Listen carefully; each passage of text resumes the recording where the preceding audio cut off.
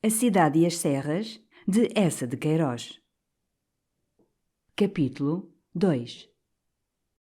Era de novo fevereiro, e um dia de tarde arrepiado e cinzento, quando eu desci os Campos Elíseos em demanda do 202. Adiante de mim caminhava, levemente curvado, um homem que, desde as botas rebrilhantes até às abas recurvas do chapéu, de onde fugiam anéis de um cabelo crespo, ressumava elegância e a familiaridade das coisas finas. Nas mãos, cruzadas atrás das costas, calçadas de anta branca, sustentava uma bengala grossa com castão de cristal. E só quando ele parou ao portão do 202 reconheci o nariz afilado, os fios do bigode corredios e sedosos. Oh, Jacinto! Oh, Zé Fernandes! O abraço que nos enlaçou foi tão alvoroçado que o meu chapéu rolou na lama. E ambos murmurávamos, comovidos, entrando a grade: há 7 anos! Há 7 anos! E, todavia, nada mudara durante esses 7 anos no jardim do 202. Ainda entre as duas álias bem areadas se arredondava uma relva, mais lisa e varrida que a lã de um tapete. No meio, o vaso coríntico esperava abril para resplandecer com túlipas e depois junho para transbordar de margaridas.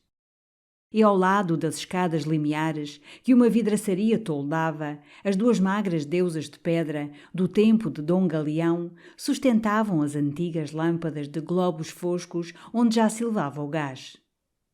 Mas dentro, no peristilo, logo me surpreendeu um elevador instalado por Jacinto, apesar de o 202 ter somente 2 andares, e ligados por uma escadaria tão doce que nunca ofendera a asma da senhora Dona Angelina.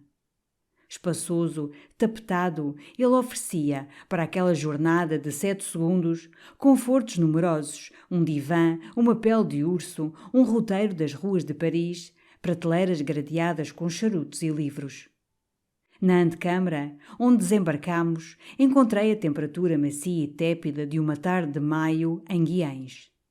Um criado, mais atento ao termómetro que um piloto à agulha, regulava destramente a boca dourada do calorífero. E perfumadores entre palmeiras, como num terraço santo de Benares, esparziam um vapor, aromatizando e salutarmente umedecendo aquele ar delicado e superfino.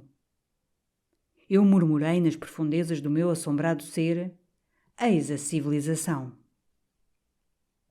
Jacinto empurrou uma porta, penetramos numa nave cheia de majestade e sombra, onde reconheci a biblioteca por tropeçar numa pilha monstruosa de livros novos. O meu amigo roçou de leve o dedo na parede, e uma coroa de lumes elétricos, refulgindo entre os lavores do teto, alumiou as estantes monumentais, todas de ébano. Nelas repousavam mais de 30.000 volumes, encadernados em branco, em escarlate, em negro, com retoques de ouro, hirtos na sua pompa e na sua autoridade, como doutores num concílio. Não contive a minha admiração. Oh, Jacinto! Que depósito! Ele murmurou, num sorriso descorado: há que ler, há que ler. Reparei então que o meu amigo emagrecera e que o nariz se lhe afilara mais entre 2 rugas muito fundas, como as de um comediante cansado. Os anéis do seu cabelo lanígero rareavam sobre a testa, que perdera a antiga serenidade de mármore bem polido. Não frisava agora o bigode, murcho, caído em fios pensativos. Também notei que corcovava. Ele erguera uma tapeçaria. Entramos no seu gabinete de trabalho, que me inquietou. Sobre a espessura dos tapetes sombrios, os nossos passos perderam logo o som e como a realidade.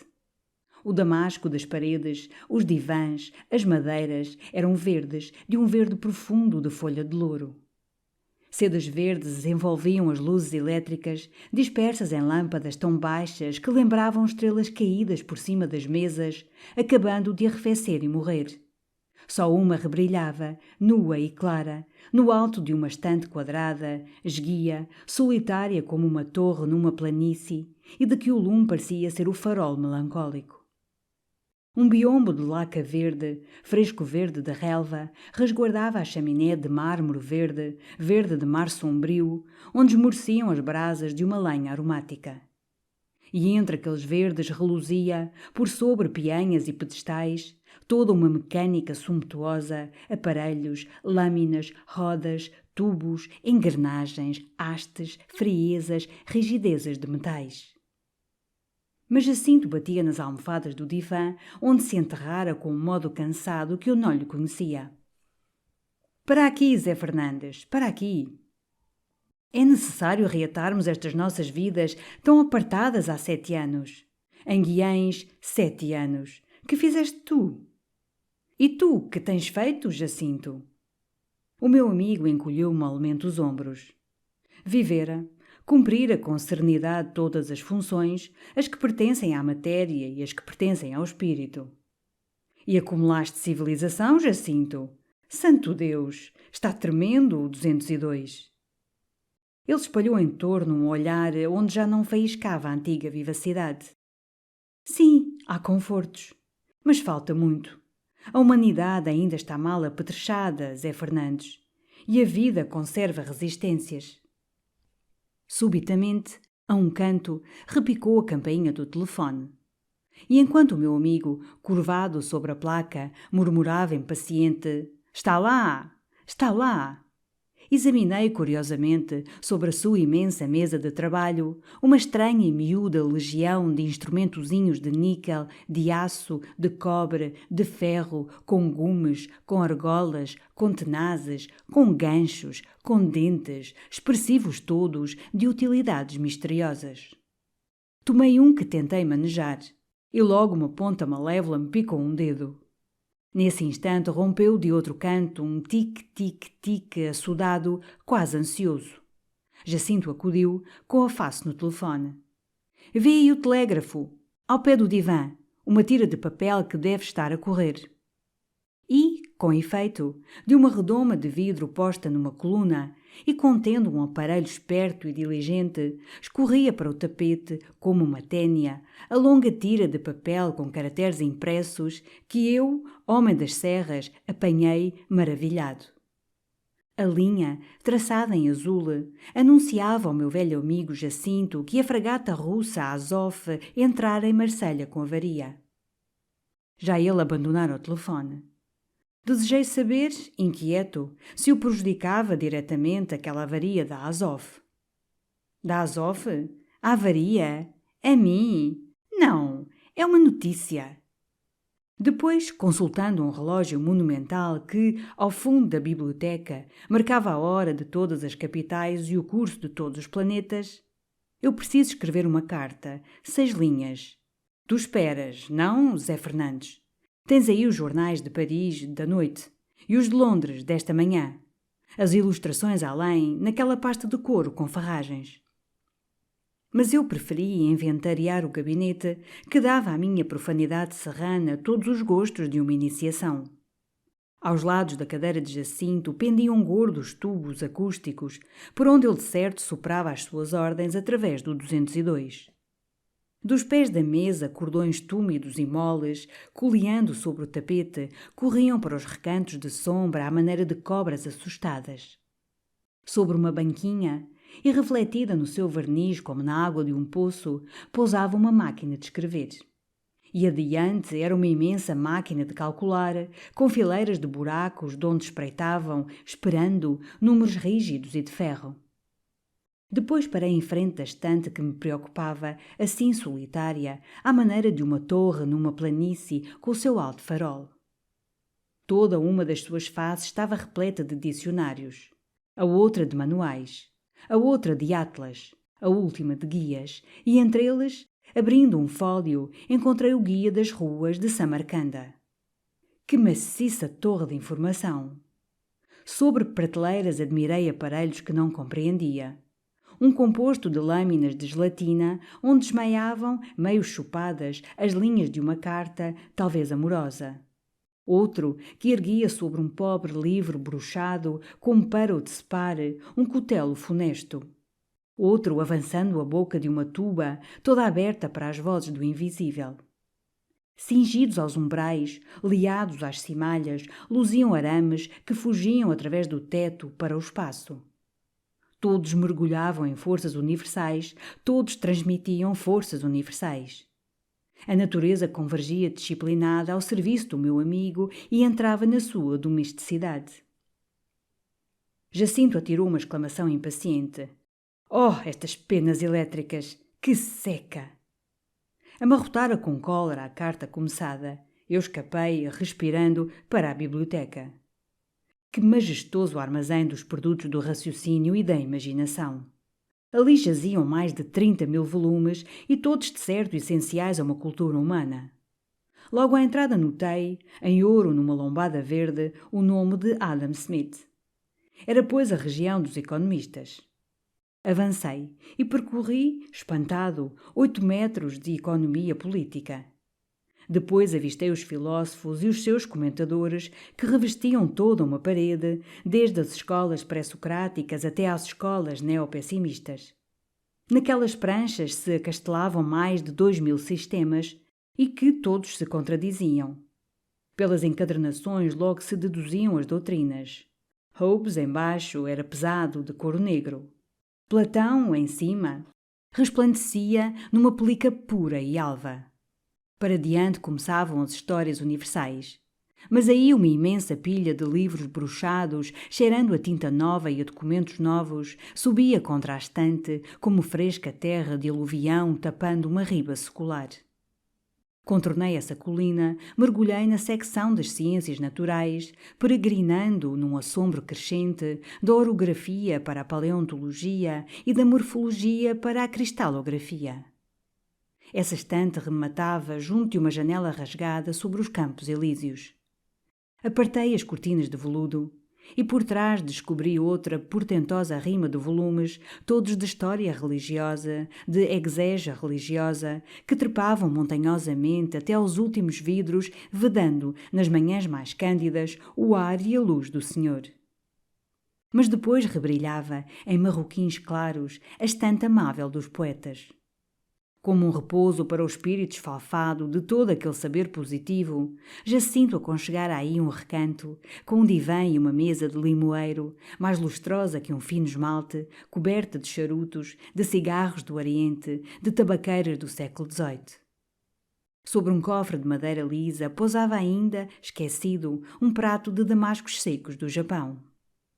Cedi à sedução das almofadas. Trinquei um damasco, abri um volume. E senti estranhamente, ao lado, um zumbido, como de um inseto de asas harmoniosas. Sorri à ideia que fossem abelhas, compondo o seu mel naquele maciço de versos em flor. Depois percebi que o sussurro remoto e dormente vinha do cofre de mogno, de parecer tão discreto. Arredei uma Gazeta de França e descortinei um cordão que emergia de um orifício escavado no cofre e rematava num funil de marfim.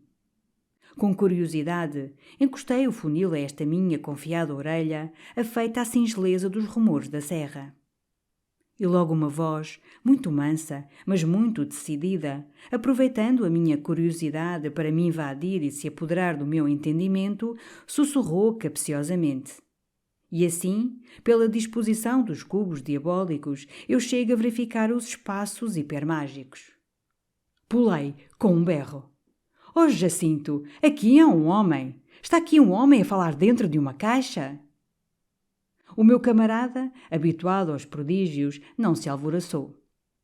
É o conferençofone, exatamente como o teatrofone, somente aplicado às escolas e às conferências.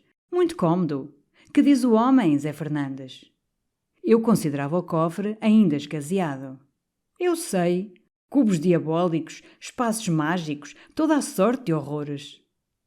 Senti dentro o sorriso superior de Jacinto. Ah, é o Coronel Dorchas. Lições de metafísica positiva sobre a quarta dimensão. Conjecturas, uma maçada. Ouve lá, tu hoje andas comigo e com os amigos, Zé Fernandes? Não, Jacinto, estou ainda enfarpelado pelo alfaiate da serra. E voltei ao gabinete mostrar ao meu camarada o jaquetão de flanela grossa, a gravata de pintinhas escarlates, com que ao domingo, em Guiães, visitava o senhor. Mas Jacinto afirmou que esta simplicidade montesina interessaria os seus convidados, que eram 2 artistas. Quem? o autor do Coração Triplo, um psicólogo feminista de agudeza transcendente, mestre muito experimentado e muito consultado em ciências sentimentais. E Vorkhan, um pintor mítico que interpelara eteriamente havia um ano a simbolia rapsódica do cerco de Troia numa vasta composição helena devastadora. Eu coçava a barba. Não, Jacinto, não. Eu venho de Guiães, das serras. Preciso entrar em toda esta civilização lentamente, com cautela, senão rebento.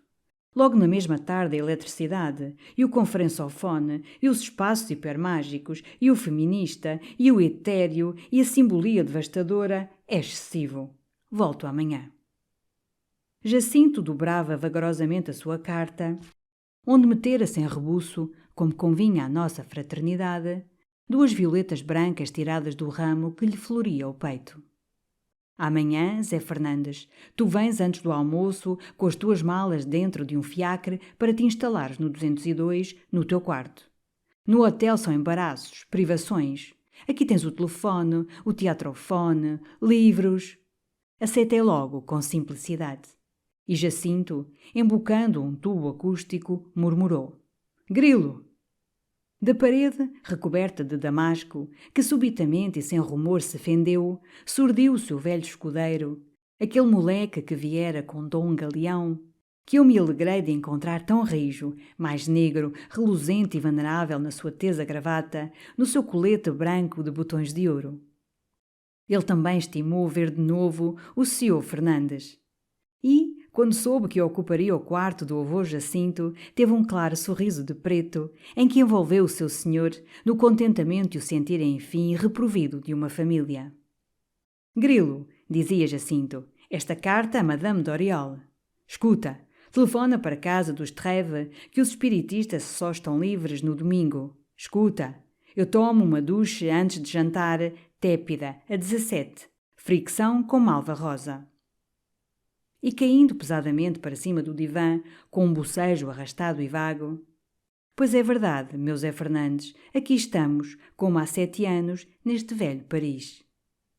Mas eu não me arredava da mesa no desejo de completar a minha iniciação. Ó Jacinto, para que servem todos estes instrumentozinhos? Houve já aí um desavergonhado que me picou. Parecem perversos. São úteis. Jacinto esboçou, com languidez, um gesto que os sublimava. Providenciais, meu filho, absolutamente providenciais, pela simplificação que dão ao trabalho. Assim, e apontou. Este arrancava as penas velhas. O outro numerava rapidamente as páginas de um manuscrito. Aquele outro, além, raspava emendas. E ainda os havia para colar estampilhas, imprimir datas, derreter lacres, cintar documentos. Mas com efeito, acrescentou, é uma seca. Com as molas, com os bicos, às vezes magoam, ferem. Já me sucedeu inutilizar cartas por as ter sujado com dedadas de sangue. É uma maçada. Então, como o meu amigo espreitara novamente o relógio monumental, não lhe quis retardar a consolação da ducha e da malva rosa. Bem, Jacinto, já te revi, já me contentei. Agora até amanhã, com as malas. Que diabo, Zé Fernandes, espera um momento. Vamos pela sala de jantar. Talvez te tentes. E, através da biblioteca, penetramos na sala de jantar, que me encantou pelo seu luxo sereno e fresco.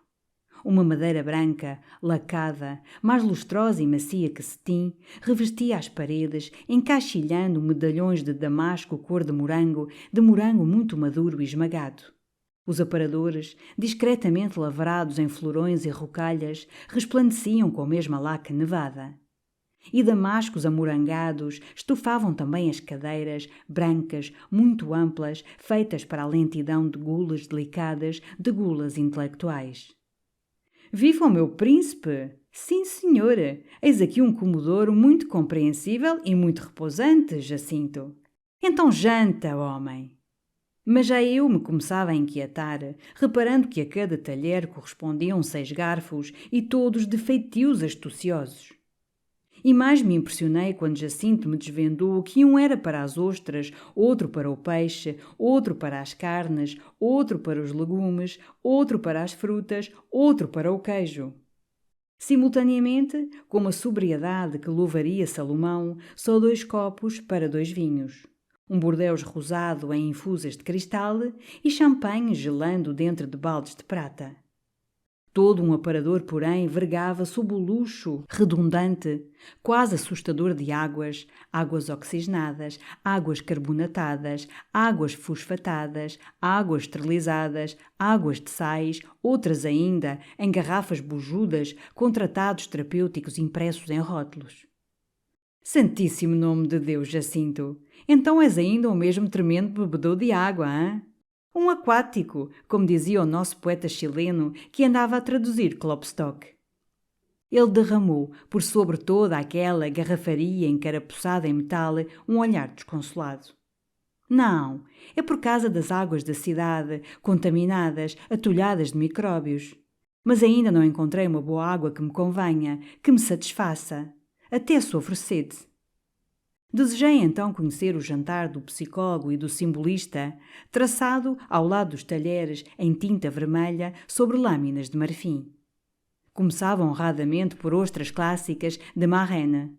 Depois aparecia uma sopa de alcachofras e ovas de carpa. É bom? Jacinto encolheu desinteressadamente os ombros. Sim, eu não tenho nunca apetite. Já há tempos. Já há anos. Do outro prato só compreendi que continha frangos e túbaras. Depois saboreariam aqueles senhores um filete de veado macerado em Jerez com geleia de noz. E por sobremesa simplesmente laranjas geladas em éter. Em éter, Jacinto? O meu amigo hesitou, esboçou com os dedos a ondulação de um aroma que se avola. É novo, parece que o éter desenvolve, faz aflorar a alma das frutas. Curvei a cabeça ignara, murmurei nas minhas profundidades: eis a civilização. E, descendo os campos elíseos, encolhido no paletó, a cogitar neste prato simbólico, considerava a rudeza e o atolado atraso da minha Guiães, onde desde séculos a alma das laranjas permanece ignorada e desaproveitada dentro dos gomos sumarentos, por todos aqueles pomares que ensombram e perfumam o vale, da Roqueirinha a Sandofim. Agora, porém, bendito Deus, na convivência de um tão grande iniciado como Jacinto, eu compreenderia todas as finuras e todos os poderes da civilização. E, melhor ainda para a minha ternura, contemplaria a raridade de um homem que, concebendo uma ideia da vida, a realiza e através dela e por ela recolhe a felicidade perfeita. Bem se afirmara este Jacinto, na verdade, como príncipe da grã-ventura.